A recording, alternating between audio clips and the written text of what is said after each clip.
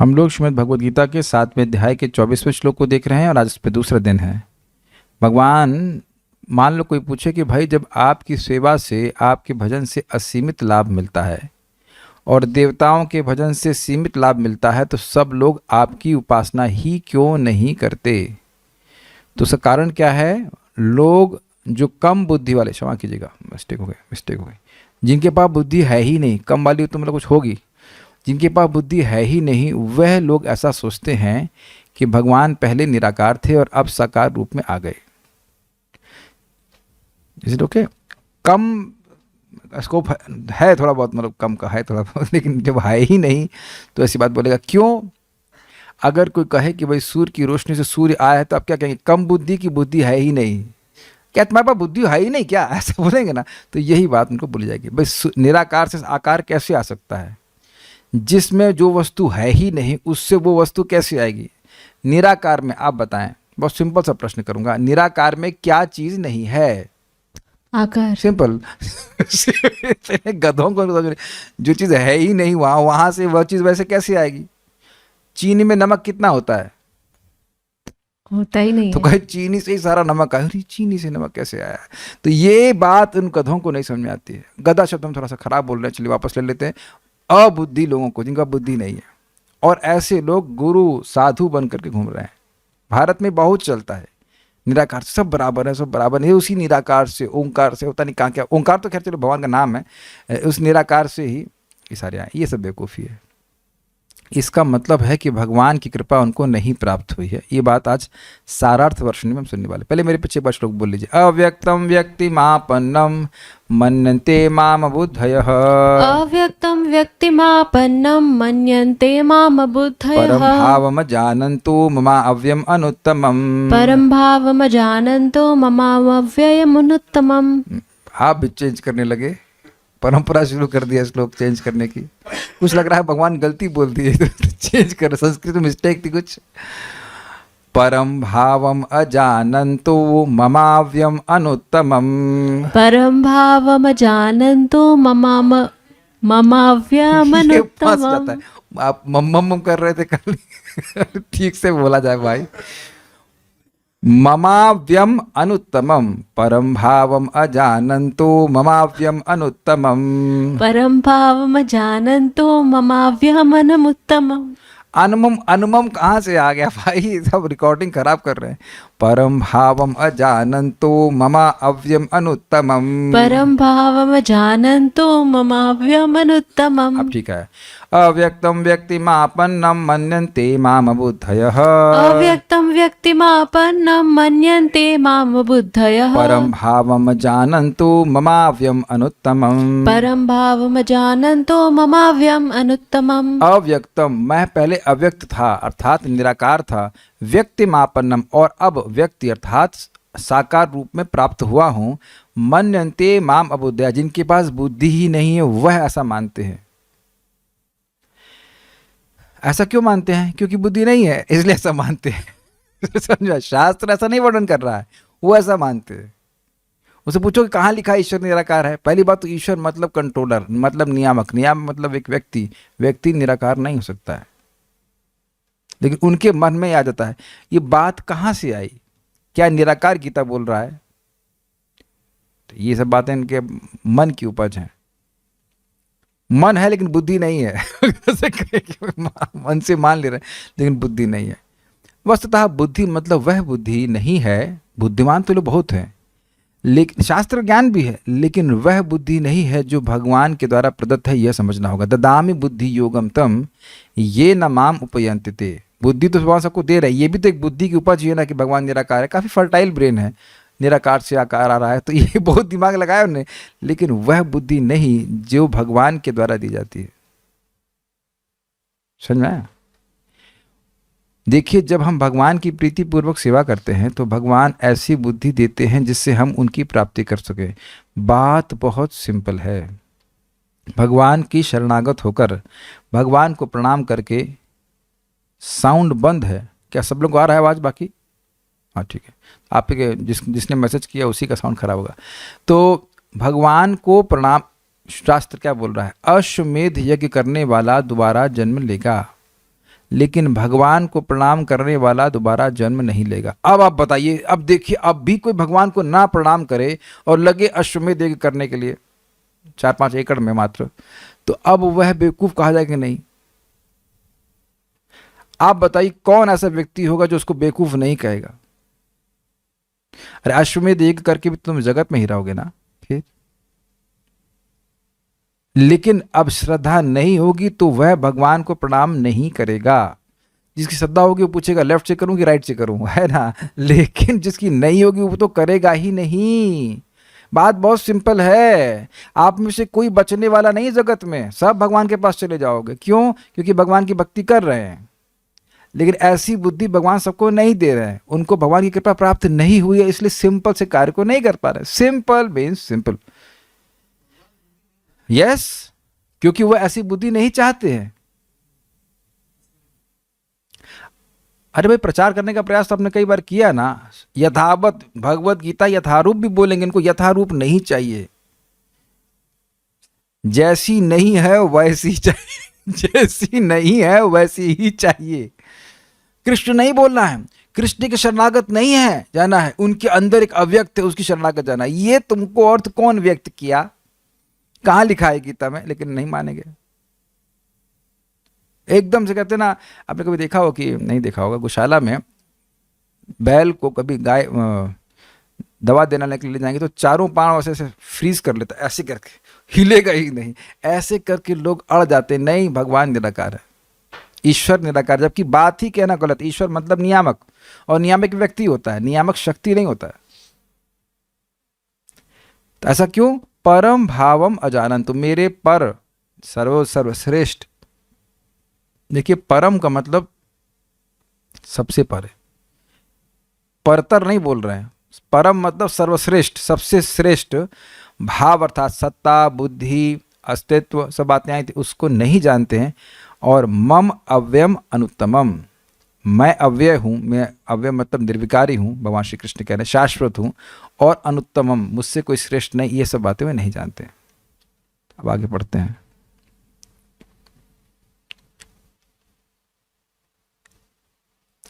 प्रभुपाद जी चैतन्य चरितामृत के तात्पर्य में कहते हैं कि कभी कभी लोग कहते हैं कि आप भी सही हैं और हम लोग भी सही हैं। मायावादी लोग बोलते हैं सब लोग सही, जो जैसा माने सब सही। तो प्रभुपाद जी कहते हैं नहीं, हम लोग ऐसा नहीं कह रहे हैं। हम लोग ये कह रहे हैं कि हम लोग सही हैं और तुम गलत हो। अब ये कोई भावुकता में नहीं कहा जा रहा है। गीता में आपके श्लोक सामने रखा हुआ है। भगवान निराकार नहीं हैं, हम सही बोल रहे हैं और आप गलत बोल रहे हैं, क्योंकि आप भगवान के अनुसार नहीं बोल रहे। जो व्यक्ति भगवान को निराकार कह रहा है, जिसने भगवान को निराकार कहा उसका उद्धार हो ही नहीं सकता है। ये बात एकदम स्पष्ट समझ लीजिए। भगवान से का अपराध करके व्यक्ति कभी सफल नहीं हो सकता। आगे और 9वें अध्याय में और क्लियर हो जाएगा बात। Is it okay? भगवान को स्वीकार करने वाला चाहे वो सारे नियम ना भी पालन कर पाए, लेकिन वह भगवान से द्वेष नहीं करता है। वो भगवान की सहायता देख रहा है। भाई भगवान है तब तो सहायता करेंगे। जब भगवान को जीरो कर दिए तो भगवान कहते ठीक है, मैं तो जीरो, अब तो सहायता मिलेगी नहीं तुमको। और ऐसे लोगों के लिए मम माया दुरत्यया। Make sense? ये बात है। सारार्थ वर्षणी, अल्प मेधावी अन्य देव भक्तों की तो बात दूर ही रही, वेदादि समस्त शास्त्रदर्शी भी मेरा तत्व नहीं जानते हैं। ये समझ में आया? देव उपासना जो कर रहे हो तो है, जो शास्त्र पढ़ रहे हैं वह भी भगवान के तत्व को नहीं समझ पाते। समझने का प्रयास कीजिए। जो भगवान की भक्ति नहीं करता उस पर भगवान का अनुग्रह नहीं होता, चाहे वो कितना भी शास्त्र पढ़ रहा हो। तो शास्त्र पढ़ने का निष्कर्ष यह है कि व्यक्ति भगवान का भक्त बने। अब वो जप ही नहीं कर रहा है तो उसने भागवत पढ़ी क्या? भगवान को भोग अर्पण नहीं किया तो तुम्हारे गीता का 3-13 करने की क्या जरूरत हुई? समझ में आया? 3रा अध्याय का 13 श्लोक पढ़ लिए, लेफ्ट राइट सेंटर कोट कर दिए, लेकिन अब भगवान को अर्पित करें ना भोजन, तब तो बात समझ में आई ना आपको। ऐसे टोक मेरे पीछे बोली, बहुत सुंदर श्लोक है ये। ब्रह्मा जी ने स्वयं भगवान श्री कृष्ण को कहा है। कौन व्यक्ति भगवान को समझ सकता है? माइक आपके पास है।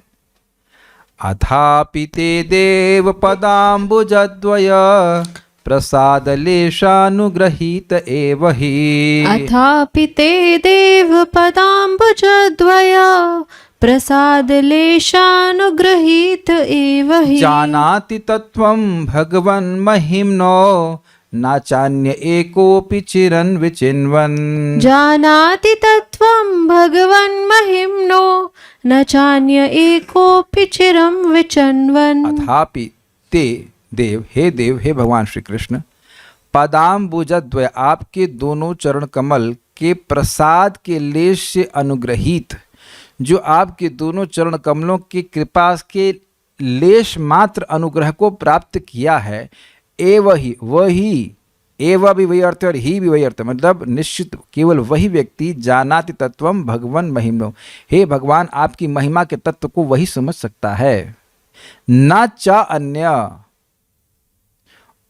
न च अन्य, अन्वय व्यतिरेक लग रहा है। भगवान की कृपा है तो भगवान का तत्व समझ में आता है, और भगवान की कृपा नहीं है तो भगवान का तत्व समझ में नहीं आता। अन्वय व्यतिरेकाभ्याम यस्यात् सर्वत्र सर्वदा, आ गया भागवत का श्लोक, चतुश्लोकी यहाँ पे। न चान्य एकोपि चिरन विचिन्वन, वो एक बात भी नहीं समझ पाएगा, चाहे वो हजारों लाखों सालों तक चिंतन करता रहे। परम पूज्य राधा गोविंद महाराज बहुत सुंदर तरह से बताते हैं कि कोई व्यक्ति गुफा में बैठा हुआ है और चिंतन कर रहा है, ध्यान कर रहा है, गीता भागवत नहीं सुन रहा है, तो उसे कैसे मालूम चलेगा कि कृष्ण भगवान है? आप बताइए, नहीं मालूम चलेगा। और भक्त लोग भक्तों की संगत में आकर नम्र भाव से श्रवण करने की विधि के द्वारा आसानी से जान लेते हैं कि भगवान कौन है। एक बात विनोद की है भाई, बात जो हम पहले सुन लिए हैं कि कोई ध्यान करके मालूम कर सकता है कि उसके पिताजी की बारात गई थी हो सकता है कोर्ट मैरिज, तब बताइए, ध्यान करके मालूम कर लेंगे कि इस जन्म के पिताजी ने बारात लेके गए थे मम्मी को लेके, नहीं जान सकता ना। तो इस जन्म के बाप के बारे में नहीं जान सकते, तो परम पिता के बारे में कैसे जान लोगे ध्यान करके? ये केवल अहंकार है, केवल अहंकार है। यहां छोटी छोटी चीज के लिए व्यक्ति दूसरे से पूछता है कि नहीं पूछता है। फिर लोगों को यह भी नहीं पता है कि सफेद पेठा क्या होता है। कोई से कद्दू बोलता है, वो भी सुनना पड़ता है ना। बहुत से भक्तों को तो शायद नहीं पता होगा ना कि सफेद पेठा क्या होता है, नहीं पता। ये सब दुनिया में आप देखेंगे ज्ञान हमेशा डिसेंडिंग होता है, दूसरे से सुन करके हम समझ पाते, तो सुन के समझ पाते। तो भगवान की बात आप बिना भगवान से सुने समझ चलेंगे? नहीं समझ पाएंगे।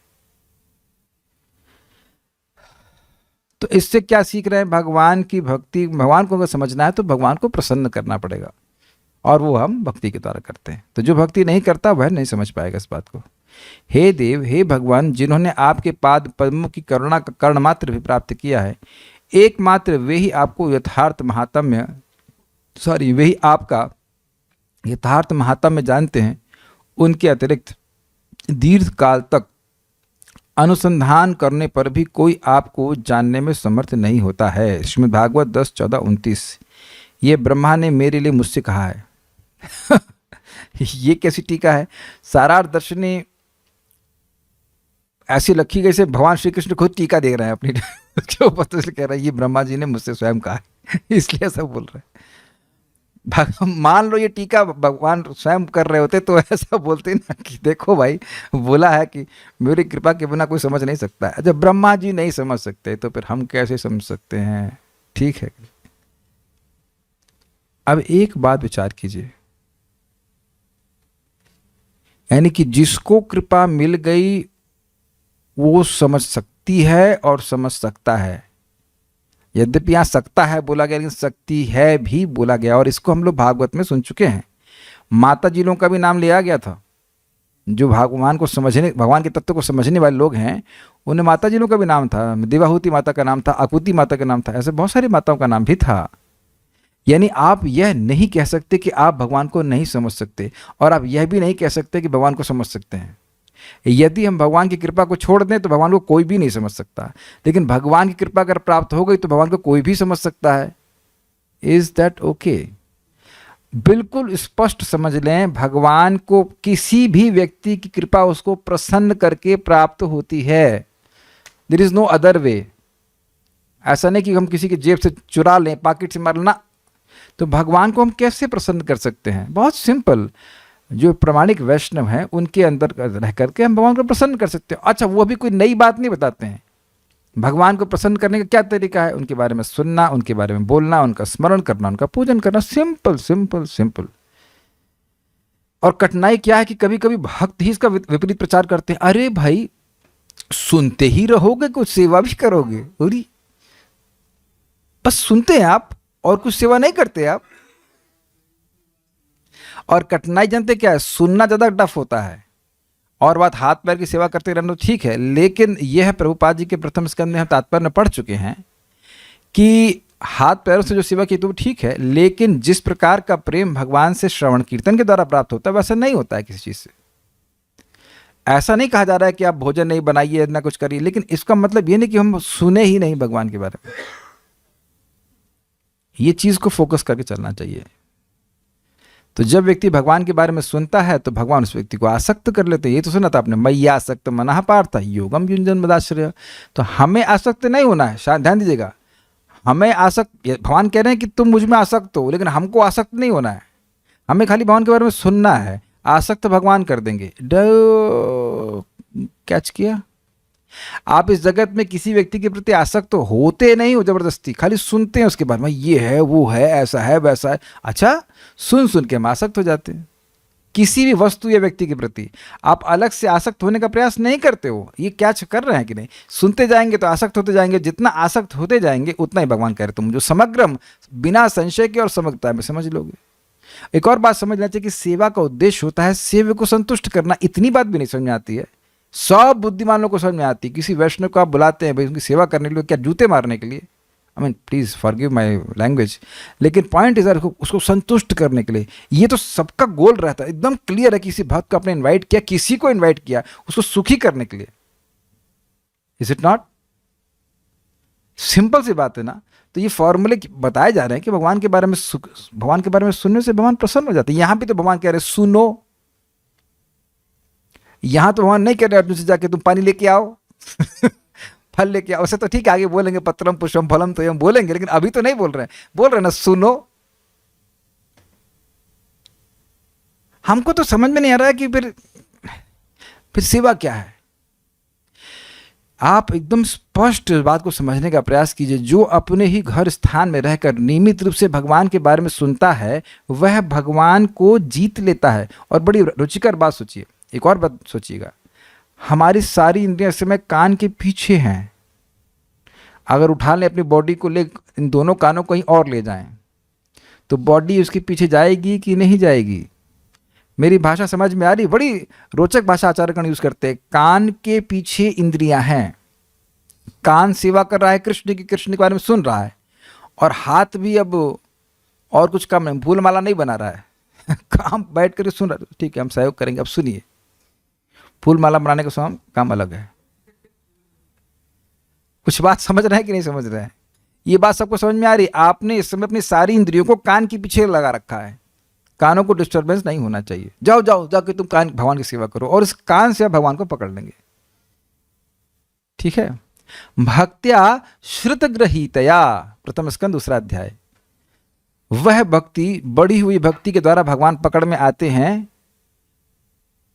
पश्यन्ति आत्मनि चात्मानम भक्त्या श्रुतग्रहीतया, ऐसी बढ़ी हुई भक्ति, प्रेम भक्ति के द्वारा भगवान हृदय में दिखते हैं जो सुन करके ग्रहण की जाती है।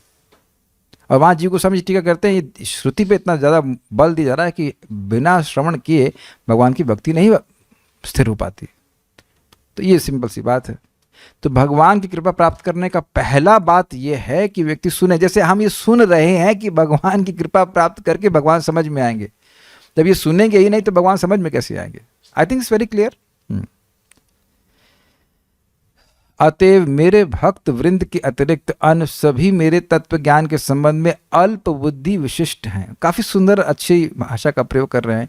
क्या उनकी विशेषता है? उनके पास अल्प बुद्धि ये उनकी विशेषता है कि बुद्धि बहुत कम है क्यों?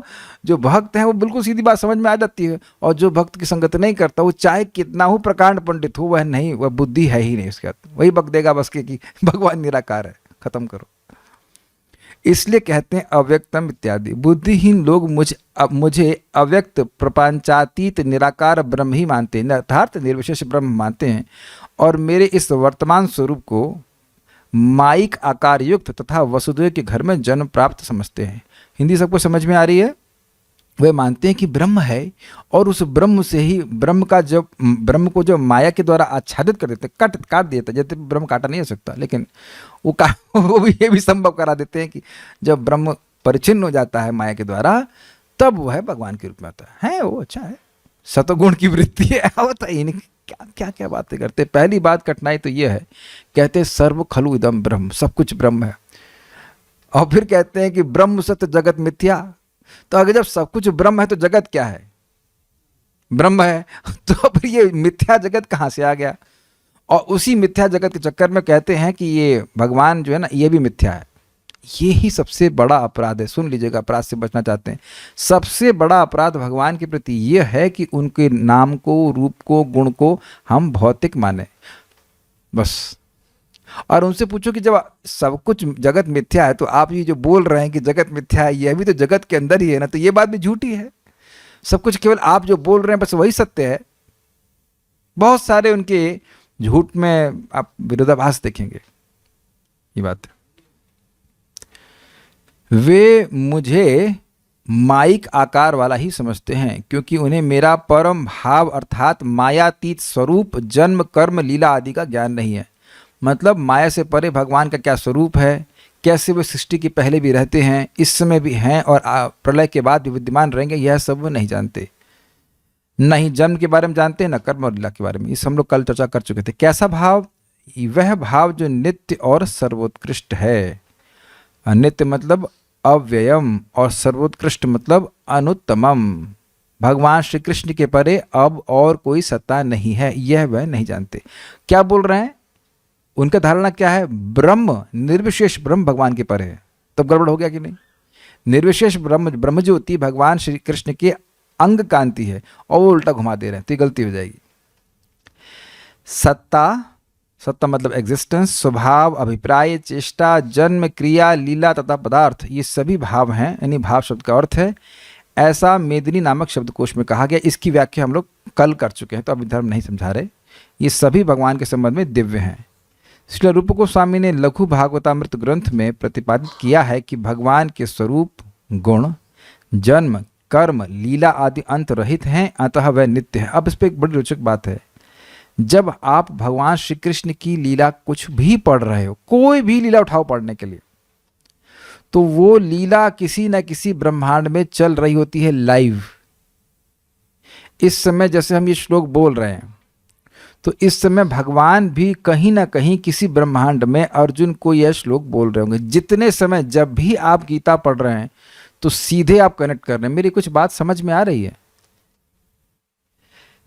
आपको अगर याद हो तो हम लोग भीष्मदेव किस्से में पढ़े थे कि भीष्मदेव शरीर छोड़ दिए, तो लोगों ने जो अज्ञानी थे वो सोचे कि ये तो गए, ये तो लीन हो गए, लेकिन बात लीन होने की नहीं थी।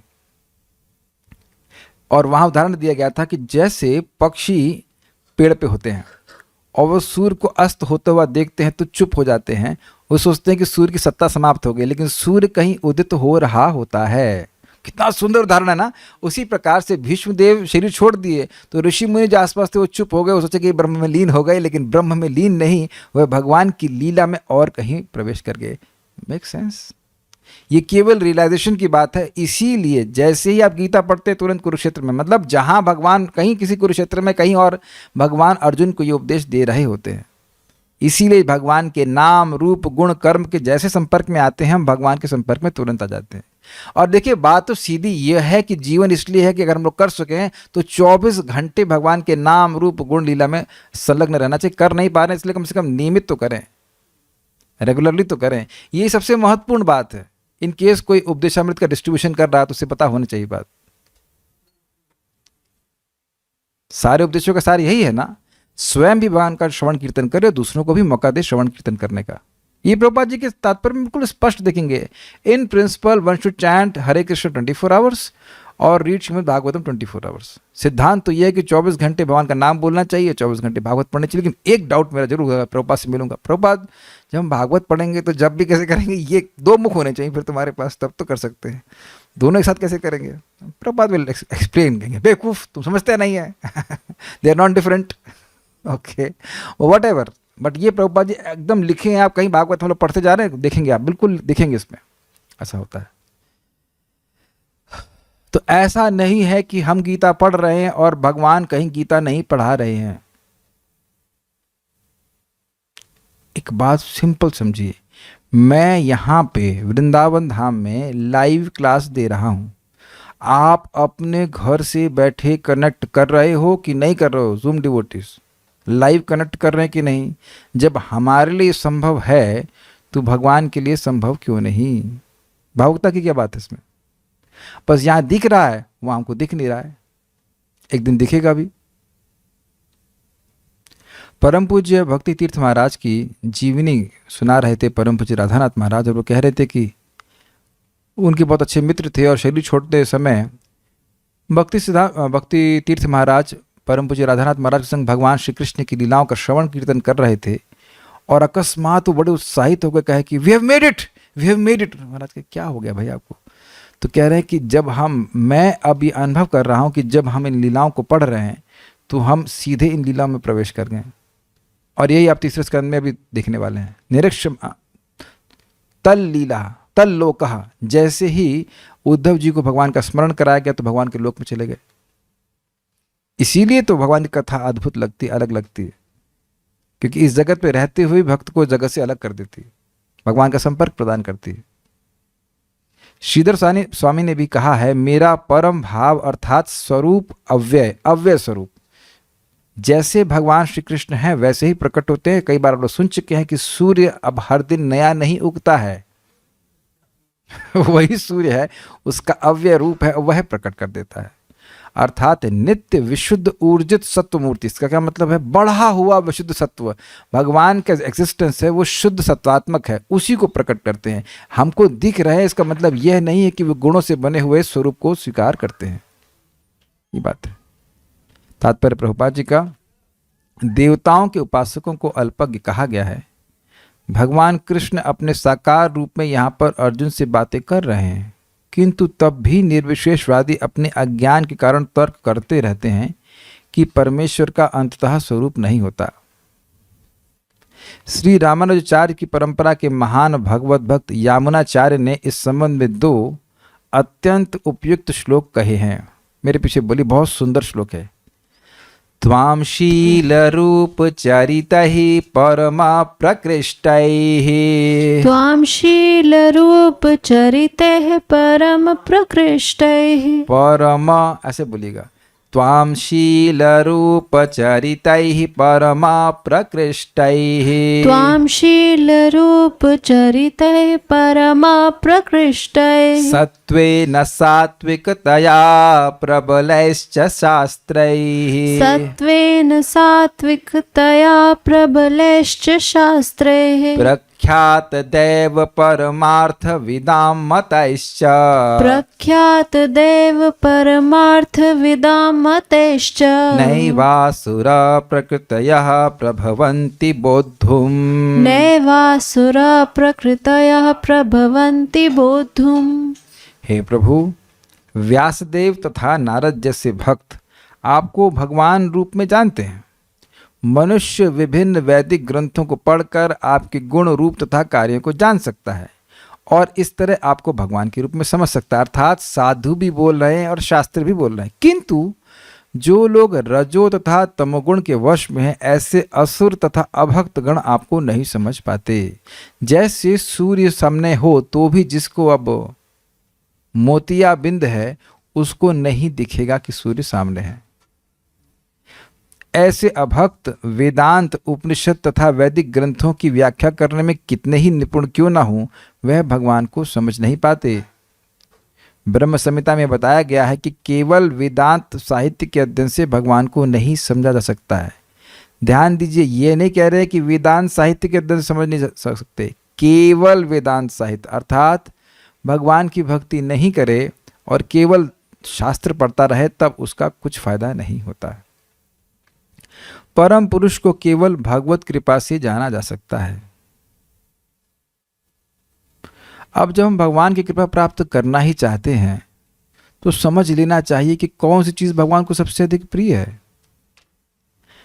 देखिए, कोई व्यक्ति चाहे कितना भी पापी हो, स्तेन सुराप मित्र ध्रुक, सोने की चोरी करने वाला, शराब पीने वाला, मित्र से धोखा करने वाला, माँ को मारने वाला, पिता को मारने वाला, गाय को मारने वाला, राजा को मारने वाला, स्त्री को मारने वाला, ये चा पात के नो परे, और चाहे कोई भी अन्य प्रकार का पापी हो, अगर नाम व्याहरणम विष्णु एतस्तद विषयामति, अगर उसने भगवान का नाम बोला है तो भगवान की मति उसके ऊपर जाती है। तो अब भी नहीं समझ में आ रहा कि भगवान की कृपा किस पर होती है। हरे कृष्णा कृष्णा कृष्णा हरे हरे, हरे राम राम राम हरे हरे। बिल्कुल स्पष्ट समझ में आना चाहिए। जो अपनी जीभ को भगवान के नामोच्चारण में लगाता है उस पर भगवान की कृपा होती है। जो भगवान के बारे में सुनता है उस पर भगवान की कृपा होती है, और वह श्रद्धा से युक्त होता चला जाता है कि हाँ हाँ भगवान तो कृष्ण भगवान है। सीधी सी बात है। महाराज कई बार बोले, बहुत सारी बातें व्यक्ति चर्चा कर रहा है, लेकिन अगर एक बार भी भगवान का नाम नहीं बोले तो अब उसके शास्त्र पढ़ने का क्या फायदा। और ऐसा होता है। प्रकाशानंद सरस्वती आज से 500 साल पहले बनारस में बहुत बड़े सन्यासी थे, और उनके कितने सन्यासी शिष्य थे पता है आपको? 60,000, 60,000 सन्यासी शिष्य। कोई सुने हैं दुनिया में आज तक ऐसा, एक्सेप्ट प्रकाशानंद सरस्वती? लेकिन सरस्वती माता जी की ये कृपा इन पर नहीं हुई कि वो समझ सके कि कृष्ण भगवान है। महाप्रभु जब बनारस में थे तो एक ब्राह्मण इनके पास गया महाप्रभु के बारे में बताने के लिए, तो वह उनकी निंदा करने लगे, मतलब महाप्रभु की। ये चैतन्य की भाव के लिए यहाँ बनारस में नहीं चलेगी। ये तुम लोग ध्यान रखो, इधर कोई इस भावुकता में फंसने की जरूरत नहीं है। ये चैतन्य 3 बार चैतन्य चैतन्य चैतन्य बोला, लेकिन कृष्ण नहीं बोला। तो यह सुन करके वह ब्राह्मण बहुत दुखी हुआ और महाप्रभु के पास आया और फिर जिज्ञासा भी करी कि वह 3 बार चैतन्य बोला जबकि आपका नाम कृष्ण चैतन्य है, तो कृष्ण क्यों नहीं बोला? तो महाप्रभु कहते हैं कि ये मायावादी भगवान के अपराधी हैं, इस कारण से इनके मुख से कृष्ण का नाम भी नहीं आएगा।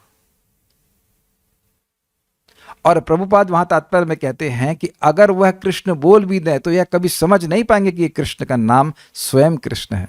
वो तो यही मानते रहेंगे कि ये माया है। बहुत अद्भुत बात है। एक बार बोलिए, हरे कृष्णा कृष्ण कृष्णा हरे हरे, हरे राम राम राम हरे। ये तो बच्चे भी बोलते, हमारे बच्चे भी बोलेंगे ना राजेश प्रभु, ये तो हमारे बच्चे भी बोलते हैं, इसमें कौन सी आश्चर्य की बात है। लेकिन ये प्रकाशानंद सरस्वती नहीं बोल पा रहे।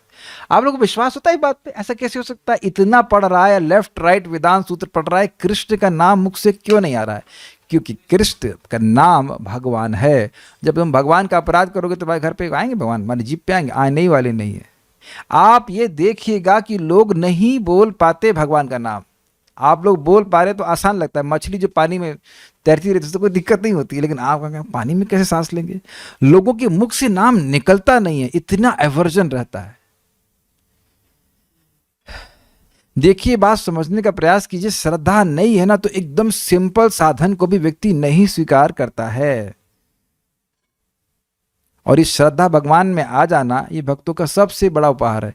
हम लोग कुछ भी नहीं पता होता, सबसे पहले भैया हरे कृष्णा करो, फिलॉसफी समझो ना, सब जो हरे कृष्णा करना पहले शुरू कर देते हैं, जो कि सर्वश्रेष्ठ साधन है, सबसे गुह्य साधन है। इहा हईते सर्व सिद्धि होय बे तुम्हार। ऐसे बोलने के लिए महाप्रभु बोलते रहे, फर्जी बोल रहे हैं।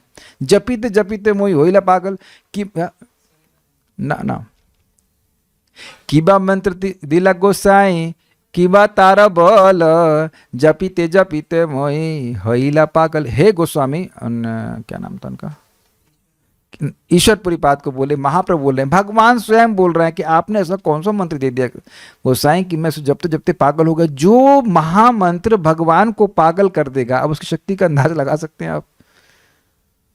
a mantra which fills with love the supreme personality of Godhead. Can you estimate the potency of that mantra? We cannot. somehow उधर हमको मिल गया है बस. तो जो व्यक्ति भगवान का नाम बोलता है उस पर कृपा होती. मैं ये बात बोलने के लिए बोल रहा हूं. जो भगवान का प्रसाद ग्रहण करता है, जो भक्तों के शरणागत होता है, शरणागत मतलब उनकी बात मानता है. कॉम्प्लिकेटेड बात नहीं बोल रहे हम. शरणागत का क्या मतलब प्रभु जी? कहाँ शरण लें? अरे भाई भक्तों की बात मानो. भक्तों को बोले जब करो हाँ जी करेंगे, जब प्रसाद हाँ जी करेंगे, प्रसाद खाओ, कथा में हाँ जी करेंगे. इतना से बात करनी है बस. ज़्यादा कॉम्प्लिकेटेड नहीं है मतलब शरणागति का. हाँ जी हाँ जी हाँ जी ये करना है बस. समझ में आ जाएगा. और नहीं तो बस शांति रही, नहीं मिलने वाले भगवान. परम पुरुष को केवल भगवत कृपा से जाना जा सकता है. अतः इस श्लोक में स्पष्ट रूप से कहा गया है कि न केवल देवताओं के उपासक अल्पज्ञ होते हैं, अपितु वे अभक्त भी जो कृष्ण भावनामृत से रहित हैं, जो वेदांत तथा वैदिक साहित्य के अध्ययन में लगे रहते हैं, अल्पज्ञ हैं. अल्पज्ञ, कम जानने वाले. कौन कम जानने वाले? जो सारे शास्त्रों को पढ़ लिए हैं वो कम जानने वाले. काफी विरोधाभास लग रहा है ना. सारा कुछ पढ़ लिए, अच्छा ये बताओ भगवान कौन है? नहीं. जैसे इस जगत में कोई कहे मैं डिग्री क्या, पीएचडी, बाप का नाम बताओ, नहीं पता. पीएचडी? क्या ऐसा आप मान सकते हो कि कोई व्यक्ति पीएचडी कर लिया हो और उस अपने बाप का नाम नहीं पता? ऐसा हो सकता है? नहीं हो सकता, क्योंकि पीएचडी करने के लिए या व्हाटएवर एमटेक करने के लिए, बीटेक करने के लिए आपको एक फॉर्म भरना होता है, इसका नाम होता है, इसमें लिखा होता है बाप का नाम बताओ, तो आप कह देंगे निराकार. आपका एडमिशन ही नहीं होगा. गलत तो नहीं कह रहे ना. बीटेक एमटेक तो छोड़ दीजिए, नर्सरी में भी लिखना पड़ता है कि बाप का नाम क्या है. तो जिसको बाप का नाम ही नहीं पता है वो क्या क्या पढ़ाई की है बताइए. तो जो निराकार निराकार हल्ला कर रहे हैं उनकी पिताजी निराकार हैं, तो अब उनको कैसे ज्ञान हुआ बताइए. आप बताओ ऐसा कभी कोई व्यक्ति मिला जो कहे तुम्हारे बाप का नाम क्या है? नहीं पता. आपको एकदम अजीब सा लगा, ऐसा कैसा लड़का है इसको अपने पिता का नाम भी नहीं पता है. कुछ गलत ही सोचेंगे ना आप. तो ये जितने भी सो कॉल्ड साधु घूम रहे हैं, सो कॉल्ड इसलिए मतलब क्योंकि इनको बाप का ही नाम नहीं पता है. जब भगवान का नाम ही नहीं पता तो उनसे प्रेम कैसे करेंगे? जैसे यहाँ पे क्लास होती है, सब लोग दिख रहा है क्लास होती है, तो कभी कभी लोग ऑफलाइन आना चाहते हैं, सामने आना चाहते हैं, पर इसका कहाँ होती है क्लास? जहाँ मान लो वहीं होती है. तुम जहाँ सोच लो वहीं क्लास होती है. तो कहेंगे दिमाग खराब हो गया, कैसे कैसे होता है? विशिष्ट स्थान पे क्लास होती है. Is it not? सिंपल सी बात है. अब वक्तों को सब कुछ क्लियर पता है. इस बात को एक घटना समझिए. प्रभुपाद जी कुछ लोगों को पूछे भगवान कौन है, और वह धर्म की शिक्षा दे रहे थे, बड़े पीएचडी किए हुए थे. तो चुप, कहे हम भगवान के बारे में जानते हैं लेकिन यह नहीं जानते कि भगवान कौन है. तो प्रभुपाद जी ने मालती माता जी की बच्ची को बोला, बेटा भगवान कौन है? कहते Krishna is supreme personality of God head. तो कहे किसका ज्ञान परिपूर्ण है? बच्ची का ज्ञान परिपूर्ण है और तुम ढूंढते रहो. जिसने कृष्ण को भगवान के रूप में स्वीकार कर लिया उसका 50% जीवन परफेक्ट है. बाकी मेहनत जो है खाली 50% की है, बाकी 50% परफेक्ट करना है. 50% परफेक्ट है, ये हम नहीं बोल रहे, प्रभुपाद इस बात को बोलते. सुना नहीं आपने? याद है? जिसने भगवत गीता की शुरुआत से ही, पढ़ाई की शुरुआत से ही स्वीकार कर लिया कि कृष्ण भगवान है, वो पढ़ाई की शुरुआत से ही मुक्त है. महसूस नहीं होता होगा लेकिन हैं आप, बिकॉज यू हैव एक्सेप्टेड. हाँ हाँ, ये अच्छी बात है. 50% तो पास हो गए ना. पासिंग मार्क आपको ऐसे मिल गया, कृष्ण को भगवान के रूप में स्वीकार किया मतलब ठीक है. फिर आप कुछ लोगों को निरुत्साहित होने मजा आता है, तो नहीं प्रभु हमने थ्योरी में स्वीकार किया. तो भैया इन लोगों ने तो थ्योरी में भी नहीं स्वीकार किया, थ्योरी में भी नहीं स्वीकार किया, तो भगवान और कृपा नहीं करने वाले. Got it? ठीक है. संभव नहीं. जो लोग परम सत्य को निर्विशेष करके मानते हैं वे अबुद्धेहा बताए गए हैं, जिसका अर्थ है वे लोग जो परम सत्य के परम स्वरूप को नहीं समझते. अब आप विचार कीजिए. प्राय आपको यह इन लोगों ने कहा होगा कि भाई तुम लोग भगवान की उपासना कर रहे हो साकार, अच्छा है, प्रारंभ में अच्छा है. ऐसे ही बोलते करो, हम बहुत अच्छा बात. नहीं हो ना अभी. अभी तुम नए हो, अच्छा है. जब तुम और उच्च हो जाओगे तब तुम समझोगे कि निराकार ही सब कुछ है. क्या आपने सुना इस तरह की बातें? बहुत धड़ल्ले से वो बोलते हैं. जबकि भगवान क्या बोल रहे हैं?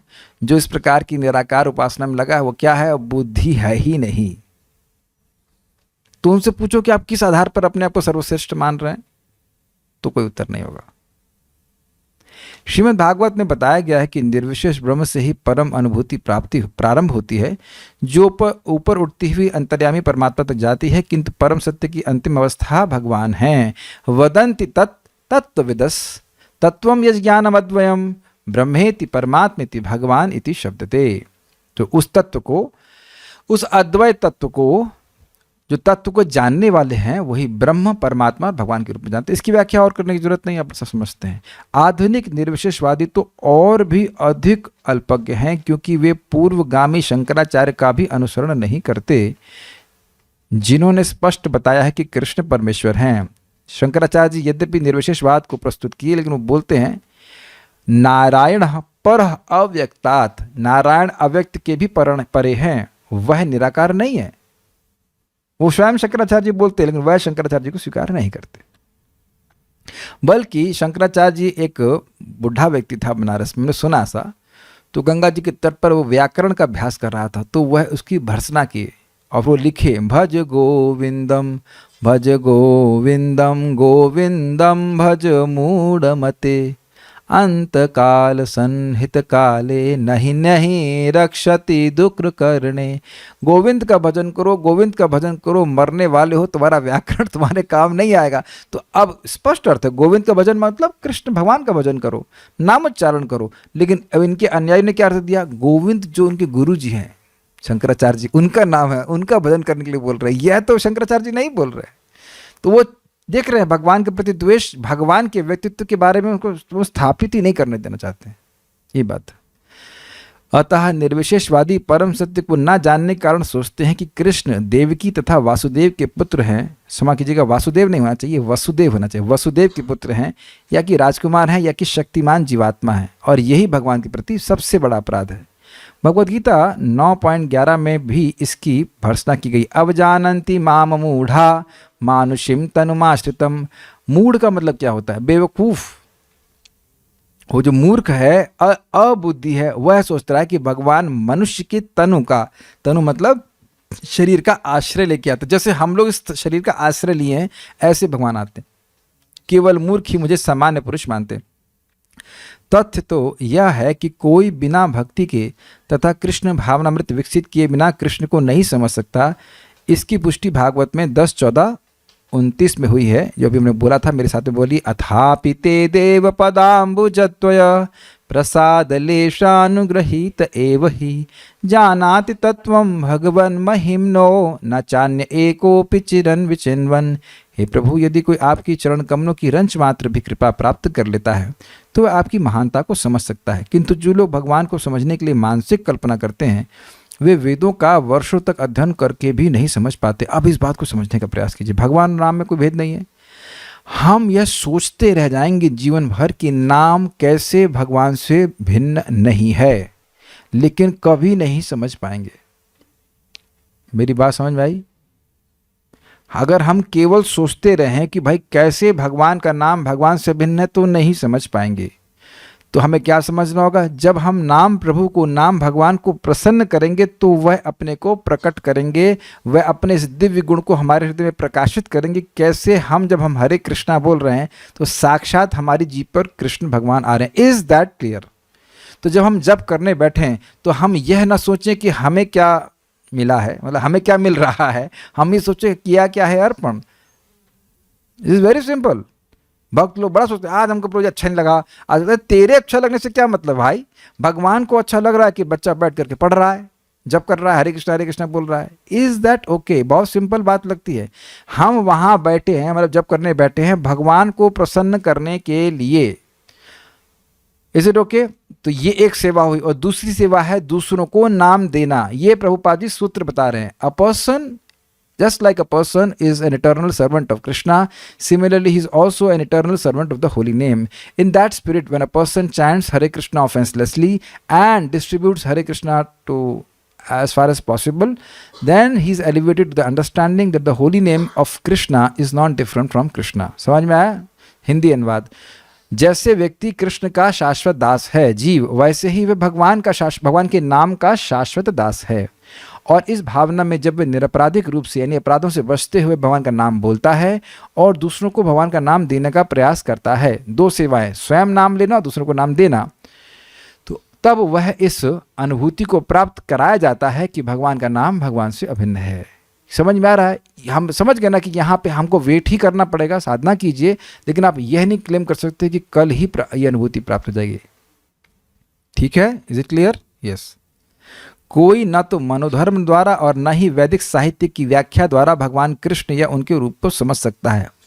भक्ति के द्वारा ही उन्हें समझा जा सकता है। जब मनुष्य हरे कृष्णा कृष्ण कृष्ण हरे हरे, हरे राम राम राम हरे हरे, ये प्रभुपाद जी के तात्पर्य की विशेषता है। यह हरे कृष्ण मंत्र जरूर आएगा, ये कहीं किसी टीका में आपको नहीं मिलेगा। कैसे प्राप्त करें? इस महानतम जप से प्रारंभ करके कृष्ण भावनामृत में पूर्णतः तन्मय हो जाता है, तभी वह भगवान को समझ सकता है। क्या मतलब है?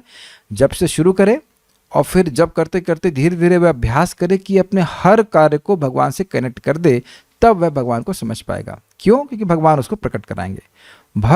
क्षमा कीजिएगा, अभक्त निर्विशेषवादी मानते हैं कि भगवान कृष्ण का शरीर इसी भौतिक प्रकृति का बना है और उनके कार्य, उनका रूप इत्यादि सभी माया हैं। ये निर्विशेषवादी मायावादी कहलाते हैं। ये परम सत्य को नहीं जानते। स्पष्ट है? 20वें श्लोक में स्पष्ट है, कामस्तैस्तैर्हृत ज्ञानः प्रपद्यन्ते अन्य देवता। जो लोग कामेच्छाओं से अंधे हैं वे अन्य देवताओं की शरण में जाते हैं। यह स्वीकार किया गया है कि भगवान के अतिरिक्त अन्य देवता भी हैं जिनके अपने अपने लोक हैं और भगवान का भी अपना लोक है। जैसा कि 23वें श्लोक में कहा गया था, देवान देव यजो यान्ति मद्भक्त यान्ति मामपि। देवताओं के उपासक उनके लोकों को जाते हैं और जो कृष्ण के भक्त हैं वे कृष्ण लोक को जाते हैं। किंतु जो भी मूर्ख मायावादी यह मानते हैं कि भगवान निर्विशेष हैं और ये विभिन्न रूप उन पर ऊपर से थोपे गए हैं, क्या गीता के अध्ययन से ऐसा, ये क्या हो गया? किंतु तो भी मूर्ख मायावादी ये मानते हैं कि भगवान निर्विशेष हैं और ये विभिन्न रूप उन पर ऊपर से थोपे गए हैं। तो पहले तो ये प्रश्न है, वो भगवान के ऊपर है कौन जो उनके ऊपर से थोपेगा? कोई आप पर ऊपर से थोप रहा है कुछ बात, तो वो आपके ऊपर होना चाहिए ना। तो भगवान के ऊपर है कौन जो ऊपर से थोपेगा? ये भी एक बात है।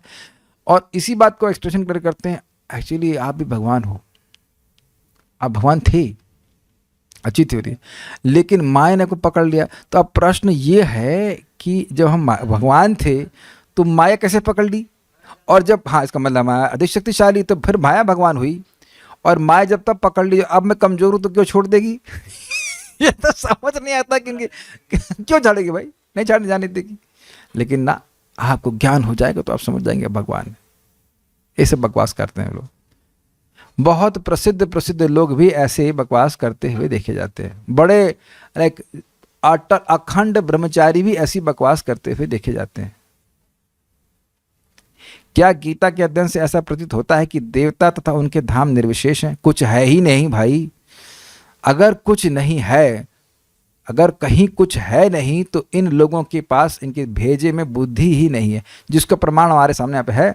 अबुद्ध है, वहाँ बुद्धि नहीं है। ये बात इस पर हमको बहुत मजा आता है सुनने को। ऑब्वियसली कोई भी निर्विशेषवादी मेरी बात सुनेगा तो है नहीं, तो कम से कम हम निर्विशेष में गाली दे रहे हैं कि नहीं, कोई सुन तो रहा ही नहीं, निराकार सब कुछ। और वैसे भी उनके हिसाब से तो मुझ में उनमें कोई भेद नहीं है, तो मैं अपने को ही गाली दे रहा हूँ तो वो भी कोई दिक्कत नहीं, बुरा क्यों मानना? वो उच्च स्तर पे है ना, तो वो मुझ में और अपने भेद देखेंगे नहीं। तो अब अपने कोई गाली बक रहा है तो क्या फर्क पड़ता है? कुछ फर्क नहीं पड़ता। स्पष्ट है कि न तो देवतागण और न ही कृष्ण निर्विशेष है। देवता हैं और भगवान भी हैं, वे सभी व्यक्ति हैं। भगवान कृष्ण परमेश्वर हैं, उनका अपना लोक है और देवताओं के भी अपने अपने लोक है। एक बात मैं अच्छा भी और है आगे, ये सब लोग हैं। ये एक बहुत बड़ी मिस्टेक भक्त लोग भी कर जाते हैं कि भूल जाते हैं कि भगवान हैं और एक व्यक्ति हैं। If you are very eager to cook something for Krishna, he eats it. ये भूल ना जाइएगा कि आप वो एक व्यक्ति हैं। कभी कभी सोचता है ऐसे लोग जब करते हरे राम हरे राम, और नहीं करना तो ठीक ही है, लेकिन आपको अवेयरनेस रहनी चाहिए कि आपका नाम जब सुन रहे हैं भगवान, वो देख रहे हैं, वो तो अंदर बैठे देख रहे हैं कैसे कर रहा है। भाई कैसे भी करो लाभकारी है, लेकिन अच्छे से करेंगे तो और भगवान को प्रसन्नता नहीं होगी। आप विचार कीजिए, ये भूल जाते हैं हम लोग। अतः यह अद्वैतवादी तर्क की परम सत्य निर्विशेष है और रूप ऊपर से थोपा आरोपित हुआ है, सत्य नहीं उतरता, ये सत्य नहीं है। ये यहाँ स्पष्ट बताया गया है कि ये ऊपर से थोपा हुआ नहीं है। भगवद गीता से हम स्पष्टतया समझ सकते हैं कि देवताओं के रूप तथा परमेश्वर का स्वरूप साथ साथ विद्यमान है और भगवान कृष्ण सच्चिदानंद रूप में। ये समझ में आया? देवता के लोग अभी भी हैं और भगवान का धाम भी है, ये एक साथ ही है। वेद भी पुष्टि करते हैं कि परम सत्य आनंदमय अभ्यासात, अर्थात वे स्वभाव से आनंदमय हैं और वे अनंत शुभ गुणों के आगार हैं। इस श्लोक को, इस फ्रेज को समझिए, आनंदमय अभ्यासात। ये पूछ रहे थे ना आप, आनंदमय हैं, जलमय मतलब सब तरफ जल, आनंदमय मतलब सब तरफ आनंद। तो भगवान की सत्ता कैसी? आनंदमय। कैसे पता? अभ्यासात। शास्त्रों में बार बार ये बात कही गई है कि सच्चिदानंद हैं भगवान, आनंदमय हैं, अभ्यासात। शास्त्रों के अभ्यास के द्वारा, शास्त्रों में बार बार वर्णित होने के कारण ये माना जाता है, ये स्वीकार किया था कि भगवान आनंदमय है। ठीक है। गीता में भगवान कहते हैं कि यद्यपि वे अजन्य जन्मा है तो भी वे प्रकट होते हैं। भगवद गीता से हम इस सारे तथ्यों को जान सकते हैं। अतः हम यह नहीं समझ पाते कि भगवान किस तरह से निर्विशेष हैं। जब कोई बात है ही नहीं तो उसको नहीं समझने से आपकी नासमझी तो नहीं सूचित होती है। समझ में आया कि नहीं? जब कुछ है ही नहीं, कोई तत्व है ही नहीं उस तरह का, तो आप उसको नहीं समझ रहे तो आप ना समझ हैं नहीं। भगवान है, भगवान एक व्यक्ति है, भगवान बड़े प्रेम करने वाले व्यक्ति हैं। वो आप उनको पत्ता खिलाओगे तो पत्ता भी खाते हैं, और दाल चावल खिलाओ तो दाल चावल भी खाते हैं। उसमें कहते हैं थैंक यू वेरी मच, और कुछ ला रहे हो गया वो भी खा जाऊंगा, सब कुछ खा जाऊंगा, तुम्हारे कर्म को भी खा जाऊंगा, सब कुछ खा जाऊंगा, तुम्हारे अनर्थों को भी खा जाऊंगा, एवरीथिंग। भगवान तो बड़े प्यारे व्यक्ति हैं, और कैसे निर्विशेष हमको समझ में आता। जहाँ तक गीता के कथन है, उनके अनुसार निर्विशेषवादी अद्वैतवादियों का यह आरोपित सिद्धांत मिथ्या है, जगत मिथ्या नहीं है। तुम्हारा ये जो वाद है ये मिथ्या है, ये प्रपंच कह रहे हैं। यहाँ स्पष्ट है कि परम सत्य भगवान कृष्ण के रूप और व्यक्तित्व दोनों हैं। बहुत स्पष्ट श्लोक है, लेकिन एक बात आ जाएगी, अरे भाई जब आप इतने बढ़िया हैं तो सब लोग को बता क्यों नहीं देते? तो भगवान अगले श्लोक में कहते हैं, नाहम प्रकाश सर्वस्य योग माया समावृता। मैं योग माया से ढका रहता हूँ, मैं सबको प्रकाशित नहीं होता। तो उसको चर्चा हम कल देखेंगे। कोई प्रश्न है किसी बात का तो हम देखते हैं। ओहो, भक्त लोग तो ऐसे लिखना शुरू कर दिए। अच्छा, वैष्णव की सेवा की इच्छा नहीं होती पर कथा सुनना अच्छा लगता है, तो क्या भगवत कृपा मिलेगी? आहा, जय हो, वाह वाह। तो अब तक कुछ सुना नहीं आपने? भक्तों से सुनना, क्या ये कथा, ये सेवा नहीं है? आप लोग को क्या लगता है जब मैं यहाँ पे क्लास देने आता हूँ तो क्या मतलब मैं मातम मना रहा होता हूँ कि आए क्यों आए, क्यों आ गया मैं सुनो क्लास देने के लिए? क्या प्रसन्नता नहीं होती मुझको? क्या आप लोग मातम मना रहे हैं, हाय भैया, हाय दैया, काय आ गया गीता क्लास सुन? नहीं, we are all happy by duties come together and talk about Krishna कथ्यन तश्च माम नित्य तुष्यंति च रमन्ति च। लेकिन अब मान लीजिए मैं आपके घर में आऊं तो क्या आप पानी भी नहीं पूछेंगे? आप हमारे घर में आइए, खिला खिला के मार डालेंगे। तो ये क्यों नहीं कहते? ये हो सकता है कि सब भक्तों से हम संगत नहीं करना चाहें, that is okay. Those who are not interested in discussions about Krishna katha, they may not like to associate with us. अरे क्या यार, ये तो पंडित है, ज्ञानी है, ऐसे कुछ बोलते रहेंगे, किताबी कीड़े हैं। ओहो, तो किताब तो दिव्य है ना, इसको खाएंगे तो अच्छा रहेगा ना, कुछ दिव्य वस्तु को खा रहे हैं। अब वो एक अलग बात है। मान लीजिए हम लोग का मैनेजमेंट में बहुत रुचि नहीं है, तो ठीक है, कर लिया ना मैनेजमेंट 12 साल, अब और नहीं करना है। नहीं करना मतलब नहीं करना है, अब नहीं करना है, नहीं करना है, बस, दैट्स अ डिफरेंट थिंग। लेकिन अब जिस भक्त ने प्रश्न किया है, मैं आपसे प्रश्न करूं कि भाई हमारे जूम का कोई भी भक्त आपको मिलेगा तो क्या आप जल भी नहीं पूछेंगे? बताइए। तो जिनसे प्रेम होता है उनसे 6 प्रकार के आदान प्रदान होते हैं। गिफ्ट देना, गिफ्ट स्वीकार करना, भोजन देना, भोजन स्वीकार करना, और भूल गया एक, गुह्यम आख्याति पृच्छति, हृदय की बात को कहना, हृदय की बात को पूछना। अभी आपने हृदय की बात पूछी, काय को पूछी? पूछा ना? तो सेवा का अर्थ बड़ा स्पष्ट समझ, सेवा का मतलब होता है उनको प्रसन्न करने की भावना। अब ये हो सकता हो कि अगर कोई आपके रिश्तेदार है वो हरे कृष्णा करते हैं, जो कुछ करते हैं, उनसे आपका ना जमता हो, that's all right, that can be accepted. लेकिन प्रसाद तो सबको देना चाहिए भाई। आपके घर में कभी कोई आए तो प्रसाद तो देना ही चाहिए। तो धर्म की बात है कि घर में कोई दुश्मन भी आए तो उसको ऐसे नहीं लगना चाहिए कि वो दुश्मन है। तो कि प्रसाद देने के मामले में कोई भेदभाव नहीं होना चाहिए। अब कथा नहीं सुनना चाहता है कोई व्यक्ति तो ठीक है, क्या कर, ठीक ही है, ठीक है नहीं ठीक ही है, जैसे करना चाहें। What can we do. आपने कल बताया था कि जैसे अंधकार प्रकाश का भाव होता है उसी प्रकार निराकार साकार का अभाव है। तो जो निराकारवादी ये बोल रहे हैं कि तुम पहले भगवान श्री कृष्ण की पूजा कर रहे हो तो करो, बट बाद में पता चलेगा कि ये निराकार है, तो इसका मतलब ये नहीं है ना कि वो मानते हैं कि भगवान हैं और वो साकार हैं। देखिए, वह भगवान को साकार मान रहे हैं लेकिन उस साकार रूप को निराकार रूप के अंतर्गत मान रहे हैं, ये दिक्कत है। भक्त लोग यह नहीं कह रहे हैं कि भगवान का निराकार पक्ष नहीं है, बस बात यह है कि भगवत गीता के अनुसार भगवान का निराकार पक्ष भगवान के ऊपर आश्रित है। जब मैं कल बता रहा था तो बता रहा था ये बात कि साकार जो है वो मुख्य गुण है और निराकारता ये गौण पक्ष है, सेकेंडरी क्वालिटी है, वो डिपेंडेंट क्वालिटी, ये बात समझाने के लिए। और वो सेकेंडरी क्वालिटी को प्राइमरी क्वालिटी के ऊपर बढ़ा देते हैं, ये बात है। तो इस बात को समझाने के लिए कहा गया था। What scriptures Mayavadi read, same scriptures यही बात, सेम प्रश्न है कि मायावादी कौन से ग्रंथ पढ़ता है, वही ग्रंथ पढ़ता है, वही ग्रंथ, वही भगवत गीता पढ़ता है। हम पढ़ाना तो नहीं चाहेंगे लेकिन गीता की टीका वो खूब लिखी है और वेदांत सूत्र की टीका भी लिखते हैं, शारीरिक का भाष्य पढ़ते हैं, जबकि वेदांत सूत्र का सहज भाष्य है श्रीमद् भागवतम, उसको नहीं पढ़ते। प्रभुपाद जी बड़ा स्पष्ट कहते हैं कि शंकराचार्य जी जानबूझ करके भागवतम पे टीका नहीं लिखे, क्योंकि अब वहां तो सीधे भगवान का अपराधी हो जाता। भगवान का यश, भगवान का रूप एकदम स्पष्ट वर्णन है, वहां तो स्कोप ही नहीं है कि झाल माल करे कुछ। और अद्भुत बात पता क्या है, भगवान कृष्ण शिव जी को स्वयं आदेश दिए थे कि ऐसा मायावाद का शास्त्र प्रवर्तन करो कि लोगों की बुद्धि भ्रमित हो जाए। अब ये क्या बात है, यह क्यों कर रहे हैं, ये प्रश्न आ जाएगा। आप लोग आटे में से कीड़े छाने हैं कि नहीं छाने हैं, ध्यान दीजिएगा। अभी हमारे चावल एक भक्त ने दिए थे, बहुत अच्छे चावल थे, तो कभी थोड़ा समय हो गया इसमें कीड़े पड़ गए, तो मैंने जो चावल लिया, हमने कहा अरे वाह इसमें तो एक भी कीड़ा नहीं है। तुरंत जैसे ही मैं धुला तो सारे कीड़े ऊपर आ गए, समझ ना। तो अब कीड़े वाला चावल तो भगवान को अर्पित नहीं होगा। तो जब ये मायावाद थ्योरी दी गई तो जो कीड़े जैसे मायावादी हैं, जो उनको भगवान से प्रेम नहीं है, वो उसमें तैरते हैं उनको चाट के बाहर कर दिया गया। समझ रहे हैं मेरी बात। आपको मैंने पहले भी समझाया कि व्यक्ति राम राम राम 24 घंटे कर रहा था, लेकिन उद्देश्य ये था कि वह राम बन जाए। तो ऐसी मायावादी भ्रांतियां हो सकती हैं और उसको बाहर किया जा सकता है।